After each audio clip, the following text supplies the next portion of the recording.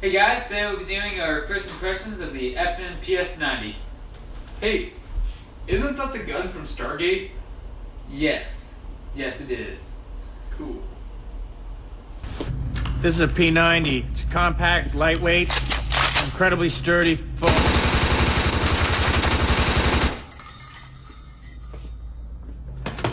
Good. That's good. This is our first impression video of the FN PS90. We only have about 300 rounds through it, so this isn't a full review. We don't have enough rounds through for that. But it's our first thoughts and opinions about the firearm. Yeah. So this is the civilian version of the P90. It has a 16-inch barrel versus the P90 has 10-inch. This has the semi-mag trigger versus the select fire and semi. It is a bullpup. It weighs in about 6 pounds. Yeah.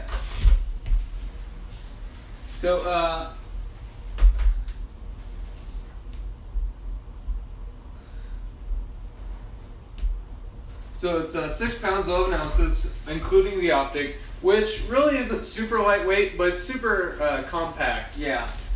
It's a pretty nice firearm so far.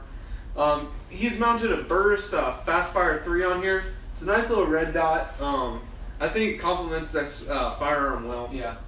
In addition to the Picatinny rail, this gun also has like 3 iron sights on here. Because originally the receiver had a backup iron sight on the left side and the right side. And then they redesigned the optics mounting system. And so this rail also has an iron sight in it. So, let's say you're shooting left-handed. There's a iron sight as well as if you're shooting right-handed. Now we haven't shot using that, and I would imagine it's pretty far off, but 10-15 yards it should do the trick. Yeah, and it's really just meant for backups. Those are really just meant for being a backup sight. It's not going to be a main sight, and if you're using it is a SHTF situation because your main sights have gone down. So, as he has mentioned, this is a 50 round magazine. You can buy extras, which we have a couple of here. The mags come with this like dust cover cap on here, and then you just pull out the mag and slide the next one in and slap it, and you're good to go. These mags are really interesting. When they rest in here, the cartridge faces towards the end of the muzzle, obviously. But as it's in the magazine, it's sideways. And so as you load a cartridge in the magazine, it rotates. It's really quite an interesting design. Yeah. And they did make a couple of them. So if you live in a communist state. Yeah, communist state, they have 10 round and 30 round magazines for you. A lot of the, I was looking online, and a lot of these FN PS90s that they sell to the civilian market come with 30 round magazines, but all you have to do to convert it to a 50 round magazine is just switch out the base plate. That's only about $10 to switch that out. We've been shooting the American Eagle through here. We've put, as I said, 300 rounds through it so far. We've had 2 malfunctions, and he's looked up online. And yeah, what have you found? It's the American Eagle has a reputation doing that in the P90 and PS90, and from what I see, it's the FN ammo has no problems doing that, but it's usually some problem with it feeding, and the bullet gets inserted farther into the casing. But I'm okay with that. Having 2 malfunction out of 300 rounds because it's $4 or $5 cheaper per box. So out of 6 boxes, that saved us $24. Yeah. So this is a good range ammo, but we would not trust it as a defensive round. Yeah. It's just not worth betting your life on. But the local range around us, they have a full auto P90 that you can rent out, and they use the FN ammo, and they don't have any problems with it. So if you're going to use it as a defensive round or as a varmint round, which I think this could be good at, because they're VMAX bullets, that would be good. Yeah, and if you're going to use it in a competition, and that you're pretty competitive in, the FN ammo will be the way to go over the American Eagle.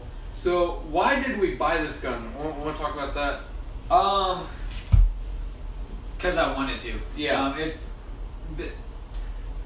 For self-defense, I have a Glock, an AR, so it's really just a fun toy that I've been wanting for the last several years. He bought this just as a fun gun, but I do see some practical uses for it. If you wanted to use this as a home defense gun, I could see that being a valid reason. This gun has virtually no recoil. It's really a super glorified .22 Magnum. Yeah. So inside a house, I feel like you wouldn't have to worry about over penetration as much.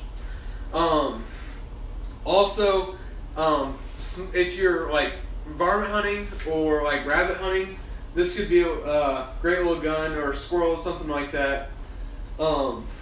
Yeah, that's a great point, because FN did design the round to have less collateral damage. So if you were using inside, it's not going to cause damage, unwanted damage. Yeah, and then from a shooting standpoint, I enjoy shooting this gun. It's a nice soft recoiling gun. It's easy to get multiple shots off on. The trigger, it's not amazing. I'm going to be honest. But bullpups are notorious for having awful triggers, and so having very little experience with bullpups, he got this in. I felt the trigger, and it was actually much better than I was expecting. It could definitely be a lot worse. Yeah. It's better than other triggers I felt on bullpups, but it's definitely not a Geisley. He has pointed out it's not beard friendly. Yes, that's probably the biggest complaint I have about this firearm. The mag catch on the side of the gun here, it eats your beard like none other, and it sucks. Like you shoot it and you lose like 6 or 7 beard hairs. So you can keep your face like farther back on the receiver. Yeah. I just don't worry about it too much. If I'm going to lose beard hairs, I'm going to lose beard hairs. So. And it is more of a chin rest instead of a cheek rest. Yeah. Because just do the sights are high off. If you have ever shot an AK with like an optic, you kind of need more of a chin rest, and that's more of how this is. If you do it like more of your cheekbone, like maybe like an AR, like a 10-22, something like that, where you get a nice little cheek rest, you're just going to be looking at a black piece of metal back here. Yeah. But it is fully ambidextrous.